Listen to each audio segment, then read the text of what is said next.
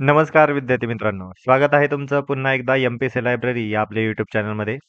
तर आज आहे 1 ऑगस्ट 2025. सुरू करूयात आजच्या चालू घडामोडी. सर्वप्रथम पाहूया कालचा एक प्रश्न. काल मी तुम्हाला जाता-जाता एक प्रश्न विचारलेला होता. नाना शंकर शेठ यांनी बॉम्बे नेटिव्ह एज्युकेशन सोसायटी या संस्थेची स्थापना कोणत्या वर्षी केलेली होती? आपण काल नाना शंकर शेठ यांच्याविषयी थोडक्यात माहिती पाहिली होती आणि त्यामध्ये मी तुम्हाला already Bombay native education society याबद्दल सांगितलेलं होतं आणि त्याच्यावरच आधारित हा प्रश्न होता. तर त्याचं योग्य उत्तर आहे सन 1822 मध्ये नाना शंकर शेठ यांनी बॉम्बे नेटिव्ह एज्युकेशन सोसायटी या संस्थेची स्थापना केली होती. जर तुम्हाला याबद्दल अधिक जाणून घ्यायचं असेल तर आमच्या टेलिग्राम किंवा कालच्या व्हिडिओला तुम्ही भेट दिली तरी चालेल. तर आता आजच्या चालू घडामोडींना सुरुवात करण्यापूर्वी आजचे दिनविशेष पाहून घेऊया. 1 ऑगस्ट 1 ऑगस्ट 1920 या दिवशी लोकमान्य टिळक यांचं निधन झालेलं होतं. आजचा दिवस हा त्यांची पुण्यतिथी म्हणून साजरा केला जातो. आणि लोकमान्य टिळक यांच्याबद्दल आपल्याला इतिहासामध्ये खूप काही वाचनात येतच असेल. वेगवेगळ्या संस्था असतील, वेगवेगळे वृत्तपत्र असतील, यावर परीक्षांमध्ये देखील खूप सारे प्रश्न त्यांच्यावर आधारित असलेले विचारले जातात. त्यामुळे त्याबद्दलची अधिक माहिती जाणून घ्यायची असेल तर आमच्या व्हिडिओला सबस्क्राईब करायला विसरू नका. तसेच आजचा दिवस 1 ऑगस्ट 1920 याच दिवशी लोकशाहीर अण्णाभाऊ साठे यांचा वाटेगाव जो सांगली जिल्हा येथे आहे, येथे जन्म झालेला आहे. म्हणजे लक्षात घ्या किती महत्त्वाची घटना आहे. कारण 1 ऑगस्ट 1920 या दिवशी लोकमान्य टिळक यांची पुण्यतिथी झाली. म्हणजे त्यांचं त्या दिवशी निधन झालं आणि त्याच दिवशी लोकशाहीर अण्णाभाऊ साठे यांचा जन्म देखील झालेला आहे. आणि त्याच दिवशी म्हणजेच 1 ऑगस्ट 1920 ला असहकार चळवळीला देखील प्रारंभ झालेला होता. म्हणजे कितीतरी मोठ्या गोष्टी आहेत एकाच दिवशी सुरू झालेल्या आहेत आणि ह्या तीनही गोष्टी 1920 या सालच्याच आहेत. आणि अतिशय महत्त्वाच्या आहेत आणि असहकार चळवळीबद्दल तर आपल्याला इतिहासामध्ये भयानक प्रश्न विचारतात. भयानक म्हणजे खूप सारे प्रश्न विचारतात. वेगवेगळ्या परीक्षामध्ये एम-पी-एस-सी असेल, यू-पी-एस-सी असेल, कंबाईनची परीक्षा असेल, की एस-एस-सी, सी-जी-एल परीक्षा असेल, सर्वच ठिकाणी असहकार चळवळच नाही असं स्पेसिफिक नाही, परंतु इतिहासामधील ज्या काही महत्त्वाच्या घटना आहेत त्याबद्दल विचारल्या जातात. त्यामुळे ही जी काही घटना आहे, जी आजच्या दिवशी सुरू झालेली होती 1 ऑगस्ट 1920 ही आपल्याला फार महत्त्वाची ठरते. असहकार चळवळीचा प्रारंभ का झाला होता? तर त्याला कारण होतं जालियनवाला बाग हत्याकांड आणि खिलाफतचा वाद. तर याबद्दलची माहिती आपल्याला अजून वेगळ्या व्हिडिओमध्ये मी सांगेलच. अखिल भारतीय खिलाफत समितीचे अध्यक्ष होते महात्मा गांधी. याचे जे महत्त्वाचे जे नेते होते, हे होते अली बंधू, मौलाना आझाद आणि हजरत मोहनी. तर हे असहकार चळवळीचं जी काही सुरुवात आहे, ही आजच्या दिवशी झाली होती, हे लक्षात ठेवा. तसेच 1 ऑगस्ट 1962 या दिवशी महाराष्ट्र औद्योगिक विकास महामंडळ म्हणजेच एम-आय-डी-सी याची स्थापना झालेली आहे. त्यामुळे ही देखील आपल्यासाठी महत्त्वाची अशी बातमी आहे. तसेच आजच्याच दिवशी 2014 साली म्हणजे 1 ऑगस्ट 2014 साली पालघर जिल्ह्याची निर्मिती करण्यात आली होती. आपल्याला माहीतच असेल, की रिसेंटली जो सर्वात नवीन महाराष्ट्रामधील जिल्हा आहे, तो आहे पालघर आणि याची जी निर्मिती करण्यात आलेली आहे, ही 2014 मध्ये करण्यात आलेली आहे. आणि आजचा दिवस 1 ऑगस्ट हा दिवस महाराष्ट्रामध्ये महसूल दिवस म्हणून देखील साजरा केला जातो. त्याच्यामुळे अतिशय महत्त्वाचे दिनविशेष आजच्या दिवशीचे आहेत. हे सर्व दिनविशेष आपल्यासाठी खूप खूप महत्त्वाचे आहेत. त्यामुळे याबद्दलचं तुम्हाला माहिती असणं खूप गरजेचं आहे आणि याबद्दलची मी थोडक्यात तुम्हाला माहिती ऑलरेडी दिलेली आहे. तर आता आपल्या चालू घडामोडींना सुरुवात करूया. सर्वप्रथम देशातील पहिली एआय अंगणवाडी. आता ही देखील खूप महत्त्वाची आहे. मी तुम्हाला मागेही सांगितलं होतं, की देशातील पहिले असेल, राज्यातील पहिले असेल, पहिली महिला, पहिली संस्था, या अशा गोष्टी आपल्याला लक्षात ठेवणं खूप गरजेचं आहे. कारण चालू घडामोडीवर जे काही प्रश्न विचारले जातात, त्यामध्ये अशा टाइपचे क्वेश्चन वारंवार विचारले जातात. त्यामुळे आपल्याला हे देखील महत्त्वाचं आहे. आणि आता लक्षात घ्या, देशातील पहिली एआय अंगणवाडी जी आहे, ही नागपूर येथे सुरू झालेली आहे. नागपूरच्या वडधामना येथील देशातील पहिली कृत्रिम बुद्धिमत्ता म्हणजेच आर्टिफिशियल इंटेलिजन्स एआय आधारित अंगणवाडी सुरू करण्यात आलेली आहे. मुख्यमंत्री देवेंद्र फडणवीस यांच्या हस्ते मेट्रो भवनात या अंगणवाडीचं लोकार्पण झालं. एआयचा वापर करून मुलांना बडबड गीते, चित्रकला, नृत्य शिकवले जातात. तसेच व्हीआर सेट म्हणजे व्हीआर म्हणजे व्हर्चुअल रियालिटी या सेटच्या माध्यमातून मुलांना आभासी शिकवणुकीचा अनुभव देखील मिळतो, ज्यामुळे बौद्धिक व तार्किक विकास होतो. प्रत्येक विद्यार्थ्याच्या प्रगतीवर तंत्रज्ञानाद्वारे सतत लक्ष ठेवले जाते. नागपूर जिल्हा परिषदेकडून पथदर्शी प्रकल्प म्हणून ही अंगणवाडी सुरू करण्यात आलेली आहे. पुढील टप्प्यामध्ये आणखी 40 अंगणवाड्या एआय आधारित करण्याचा विचार या ठिकाणी आहे. तसेच भविष्यात जिल्हा परिषदेच्या शाळांमध्ये देखील एआय शिक्षण देण्याचा जोर, अशी माहिती सीईओ जे आहेत ते विनायक महामुनी यांनी दिलेली आहे. तर आपण पुन्हा एकदा सांगतो, लक्षात ठेवा देशातील पहिली एआय अंगणवाडी ही नागपूर जिल्ह्यामध्ये सुरू करण्यात आलेली आहे. त्यानंतर आता पुढची महत्त्वाची वर्ल्ड अफेअर्सच्या दृष्टीने महत्त्वाची बातमी म्हणजेच यूकेमध्ये मतदानाचे वय हे 16 वर्षापर्यंत कमी करण्यात आलेले आहे. म्हणजे आणि तसा प्रस्ताव तरी सध्या तरी दिलेला आहे. 17 जुलै 2025 रोजी हा निर्णय जाहीर करण्यात आला. यूकेचे सध्याचे पंतप्रधान आहेत कीर स्टारमर यांनी हा निर्णय जाहीर केलेला होता. मतदानाचं वय आता या अगोदर होतं 18 आणि 18 वरून 16 वर्ष करायचा त्यांचा सत्ताचा प्रस्ताव आहे.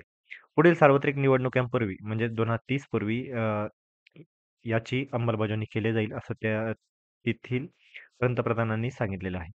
अंदाजे 15 लाख ते 16 ते 17 वयोगटातील लोकांना हा मतदानाचा अधिकार मिळणार आहे. म्हणजेच लक्षात घ्या या 2 वर्षाच्या वयोगटामध्ये जवळपास 15 लाख विद्यार्थी आहेत आणि या सर्वांना आता मतदानाचा अधिकार मिळणार आहे. स्कॉटलंड आणि वेल्समध्ये याआधीच 16 वर्ष वयोगटासाठी स्थानिक निवडणुकांमध्ये मतदानाचा अधिकार देण्यात आलेला आहे आणि यूकेमध्ये मतदानाचे वय हे शेवटचे 1969 मध्ये 21 वरून 18 पर्यंत कमी करण्यात आले होते. आणि लक्षात घ्या भारतामध्ये मतदानाचे वय हे किती आहे? तर 18 वर्ष आहे. हे देखील आपल्याला माहीत आहे. तुम्ही आता मला कमेंटमध्ये सांगायचं आहे, की भारतामध्ये मतदानाचं वय हे 18 वर्ष कधी करण्यात आलेलं आहे आणि ते कोणत्या घटनादुरुस्तीने करण्यात आलेलं आहे. ठीक आहे. त्यानंतर पुढची एक महत्त्वाची अजून एक बातमी आणि थोडीशी विशेष अशी बातमी म्हणजे लुंगफोन रापीला म्हणजे आर्किओलॉजिकल सर्व्हे ऑफ इंडिया याने मिझोरामच्या लुंगफोन रोपीला याला राष्ट्रीय महत्त्वाचं स्मारक म्हणून घोषित करण्यात आलेलं आहे. लक्षात घ्या, मध्ये वारंवार अशा पद्धतीचे प्रश्न विचारले जातात आणि एक सरळ एक नाव दिलं जातं आणि हे काय आहे? अशा पद्धतीचा प्रश्न विचारला जातो. म्हणजे जर तुम्हाला उद्या परीक्षेमध्ये असं विचारलं, की लुंगफुन रोपीला हे काय आहे? पण त्याला खाली पर्याय दिलेले जातात, की ही आर्किओलॉजिकल साईट आहे. अ, हे कोणतं सायंटिफिक नवीन मॉडेल आहे किंवा अशा पद्धतीचे वेगवेगळे पर्याय तयार करून दिले जातात. त्यामुळे कन्फ्युजन करून घेऊ नका. कारण मी आता ऑलरेडी तुम्हाला सांगितलेलं आहे, की आर्किओलॉजिकल सर्व्हे ऑफ इंडिया याने मिझोरामच्या लुंगफुन रोपीला याला राष्ट्रीय महत्त्वाचे स्मारक घोषित केलेले आहे. ही घोषणा 14 जुलै 2025 ला झालेली आहे. याचं जे ठिकाण आहे, हे लियानपुई गाव, चांफई जिल्हा, मिझोराम येथील आहे.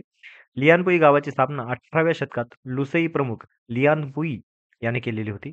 प्राचीन स्मारके, पुरातत्व स्थळे आणि अवशेष कायदा 1858 अंतर्गत राष्ट्रीय महत्त्वाचे स्मारक म्हणून याला घोषित करण्यात आलेले आहे.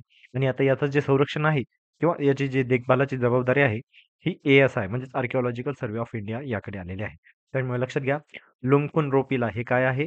तर राष्ट्रीय महत्त्वाचं स्मारक म्हणून आता नुकतंच ते घोषित करण्यात आलेलं आहे. आणि याबद्दल नेमकं विशेष काय आहे? तर ही एक मेगालिथ साईट आहे आणि 114 बारकाईने कोरलेले प्राचीन दगडी रचना यामध्ये आहेत. यामध्ये मानवी आकृत्या, प्राणी, पक्षी, सरडे आणि इतर सांस्कृतिक आकृत्यांचे तपशीलवार कोरीव काम देखील करण्यात आलेलं आहे. तुम्ही बाजूच्या चित्रात याबद्दलची डिटेलमध्ये तुम्ही पाहू शकता. अशा स्मारकांपैकी सर्वात मोठ्या दगडाची उंची ही 1.87 मीटर आणि रुंदी ही 1.37 मीटर इतकी आहे. त्यामुळे सध्यासाठी आपल्याला नाव लक्षात ठेवणं खूप गरजेचं आहे आणि ही कोणती साईट आहे? तर मेगालिथ साईट आहे. मेगालिथ साईट तुम्हाला इतिहासामध्ये जो प्राचीन इतिहास आहे, या घटकामध्ये तुम्ही ऑलरेडी त्याबद्दल माहिती पाहिलेलीच असेल. त्यानंतर पुन्हा एकदा एक नवीन एक संशोधन झालेलं आहे. पश्चिम घाटातील नवीन लायकेनची प्रजाती आढळली आहे. लायकेन हे तुम्ही विज्ञानामध्ये नाव वाचलेलंच असेल. ॲलोग्राफा एफ्युसोरेडेका अशा नावाची एक लायकेनची प्रजाती नवीन आता आढळलेली आहे.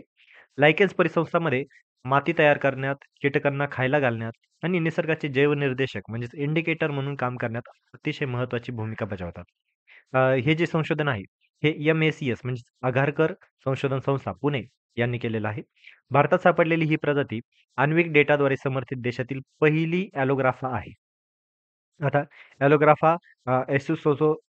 रेडिका ही भारतात आढळणाऱ्या प्रजातींपैकी 53वी आणि एकट्या पश्चिम घाटातील 22वी प्रजाती बनलेली आहे. ही प्रजाती फंगस आणि शैवाल यांच्या सहजीवनातून तयार झालेली आहे. यात लायकेनमध्ये नॉस्टिक्लिक ॲसिड नावाचे दुर्मिळ रसायन आढळले आहे आणि हे रसायन ॲलोग्राफा जीन्समधील इतर समान प्रजातींशी तुलनेने दुर्मिळ मानले जाते. आपल्याला माहीतच असेल, की लायकेन हे पर्यावरणीय बदलांचे जैवसूचक म्हणून काम करतात. म्हणजेच बायो इंडिकेटर. म्हणजेच जर त्याला कधी-कधी पोल्युशन इंडिकेटर देखील म्हटलं जातं. कारण ज्या ठिकाणी जास्त पोल्युशन असतं, त्या ठिकाणी यावर परिणाम होतो आणि त्यामुळे ते इंडिकेटरचं काम करतात असं देखील म्हटलं जातं. त्यामुळे लक्षात असू द्या, पश्चिम घाटामध्ये आता नवीन लायकेनची प्रजाती आढळलेली आहे. त्याचं नाव आहे ॲलोग्राफा एस्यूसोझोरेडिका अशा नावाची एक प्रजाती आता नवीन आढळलेली आहे. त्यानंतर पुढची आता पुन्हा एकदा एक विशेष अशी बातमी, की एआय शिकवणारी पहिली जिल्हा परिषद शाळा आता नुकतीच जाहीर करण्यात आलेली आहे. एआय आणि रोबोटिक्स शिकवणारी राज्यातील म्हणजे महाराष्ट्रातील पहिली जिल्हा परिषद शाळा कोणती आहे? तर ती आहे केळशी. केळशी ही दापोली तालुका, जिल्हा रत्नागिरी येथे आहे. याचा जो शुभारंभ आहे, हा 24 जुलै 2025 ला आता नुकताच झालेला आहे आणि याचं जिल्हा परिषद शाळा क्रमांक 1 केळशी ही आता राज्यातील पहिली एआय आणि रोबोटिक्स शिकवणारी पहिली झेडपीची शाळा ठरलेली आहे. यामध्ये स्काय रोबोटिक्स पुणे यांच्या माध्यमातून शिक्षण दिले जात आहे आणि यामध्ये ही शाळा जी आहे, ही प्राथमिक शाळा आहे. म्हणजेच 1ली ते 7वी पर्यंत या अंतर्गत शिक्षण देण्यात येणार आहे. त्यामुळे लक्षात घ्या, पुन्हा एकदा वन लाइनर म्हणून हा प्रश्न विचारला जाऊ शकतो, की एआय शिकवणारी पहिली जिल्हा परिषद शाळा कोणती आहे?